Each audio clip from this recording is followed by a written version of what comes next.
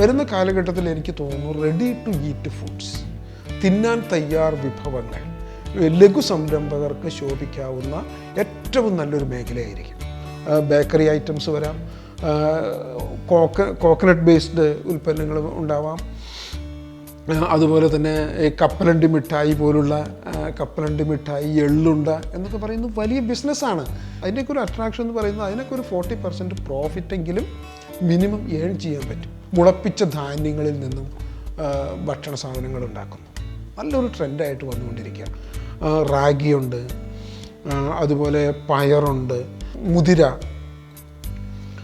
കടല, ഇതൊക്കെ മുളപ്പിച്ച് അത് ഡ്രയറിലിട്ട് ഉണക്കി ഫുഡ് സപ്ലിമെൻ്റായിട്ട് സപ്ലൈ ചെയ്യുന്ന നല്ല സംരംഭങ്ങൾ ധാരാളമായിട്ട് ഷൈൻ ചെയ്തുകൊണ്ടിരിക്കുകയാണ്. ഇത്തരം മേഖലയിലൊക്കെ ചെറിയ ചെറിയ സംരംഭങ്ങൾക്ക് ധാരാളം അവസരങ്ങളുണ്ട്. നമുക്ക് വേണമെങ്കിൽ ഒരു ഡ്രയർ ഒരു 1-1.25 ലക്ഷം രൂപയുടെ ചിലവ് ചെയ്ത് ഒരു ഡ്രയർ വെച്ചുകൊണ്ട് ഇത്തരം പ്രോഡക്റ്റ് ഉണ്ടാക്കി തുടങ്ങാം. ചക്ക ബേസ്ഡ് ഉൽപ്പന്നങ്ങളൊക്കെ ഇപ്പോഴും എല്ലാത്തരം ഉൽപ്പന്നങ്ങൾക്കും വലിയൊരു മാർക്കറ്റബിലിറ്റി ഉണ്ടെന്ന് പറയാൻ പറ്റില്ല.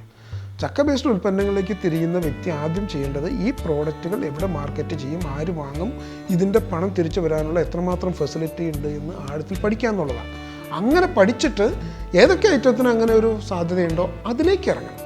നമ്മൾ വീടുകളിൽ ഉപയോഗിക്കുന്ന ദോശ, ഇഡലി, അതിൻ്റെ ചമ്മന്തിപ്പൊടി, അത്തരം സാധനങ്ങളൊക്കെ വളരെ നന്നായിട്ട് നമുക്ക് വീട്ടമ്മമാർക്ക് ഉണ്ടാക്കി സപ്ലൈ ചെയ്യാം റെഗുലറായിട്ട്. ഇപ്പോൾ ദോശ അല്ലെങ്കിൽ ഇഡലിയൊക്കെ റെഗുലറായിട്ട് സപ്ലൈ ചെയ്യുന്ന നല്ല യൂണിറ്റുകൾ നന്നായിട്ട് പ്രവർത്തിക്കും.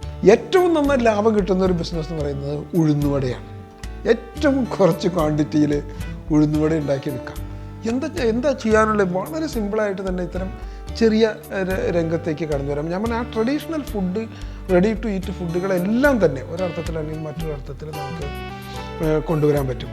കറി ഷോപ്പുകൾ എത്ര ഫാസ്റ്റായിട്ടാണ് ഓരോ ടൗണിലും കറി ഷോപ്പുകൾ ഡെവലപ്പ് ചെയ്ത് വരുന്നത്. 1/2 കിലോ കോഴിയിറച്ചി കറി, 1/4 കിലോ പോത്തിറച്ചി കറി, 1 കിലോ ആട്ടിറച്ചി കറി, തീയൽ 1 കിലോ, സാമ്പാർ 500 മില്ലി, അല്ലെങ്കിൽ അതുപോലുള്ള ഉൽപ്പന്നങ്ങൾ, മീൻ കറി,